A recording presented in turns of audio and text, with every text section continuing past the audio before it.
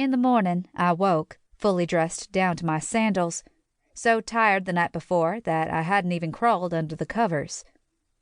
The sandals stayed on when I saw the state of the shower.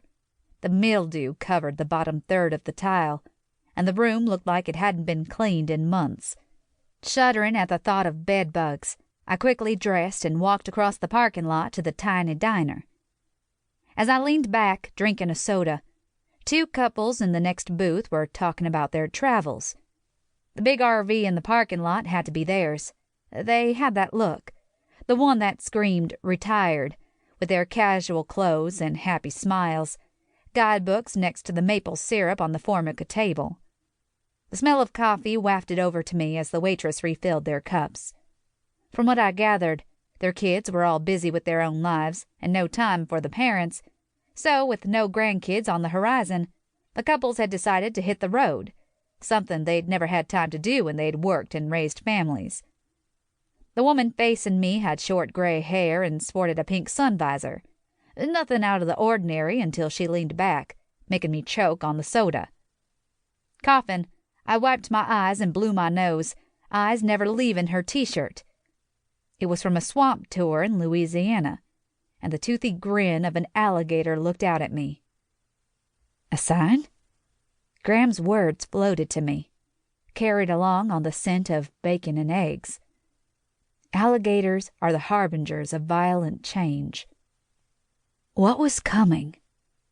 Miss? The waitress stood there, one brow raised.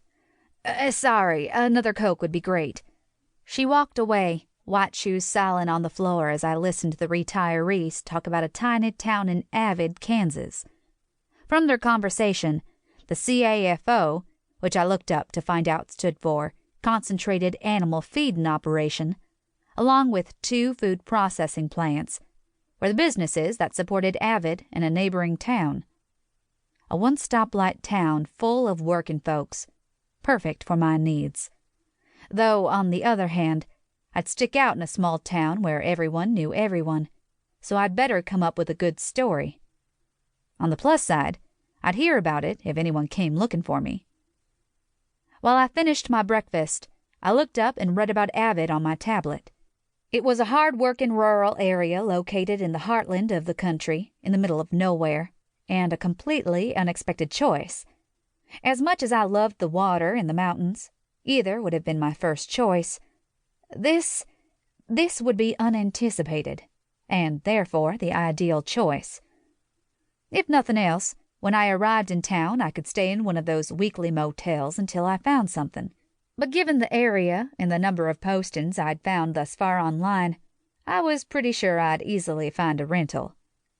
The destination fixed, I headed out, the Maps app taking over as my blue Hyundai ate up the miles. I might not know what I was going to do with my life, but at least I had a destination.